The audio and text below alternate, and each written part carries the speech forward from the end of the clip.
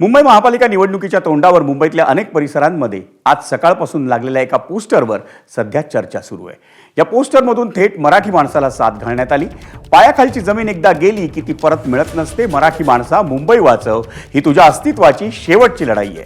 आता मराठीसाठी एकत्र येण्याची वेळ आली आहे, असा भावनिक मजकूर या पोस्टरवर लिहिलेला होता। लालबाग परळ, दादरमधील शिवाजी पार्क आणि इतर परिसर तसंच वडाळा परिसरात ही पोस्टर्स मोठ्या प्रमाणावर झळकवण्यात आली आहे। पण ती नेमकी कोणी लावली आणि यामागे कोण आहे याबाबत कोणतीही अधिकृत माहिती हाती आलेली नाही। दरम्यान या प्रकरणी मनसे नेते यशवंत किल्लेदार यांनी काय प्रतिक्रिया दिली आपण तीही पाहूया। राज ठाकरे साहेबांची अनेक भाषणं जी आहेत ती मराठी माणसांना उद्देशूनच असतात आणि मला वाटतं मराठी माणूस एकवटला पाहिजे या भूमिकेतूनच ते आत्तापर्यंत त्यांनी अनेक भाषणं केलेली आहेत।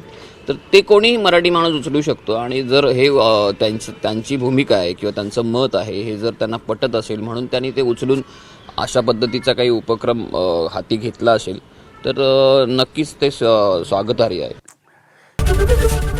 एबीपी माझा, उघडा डोळे बघा नीट।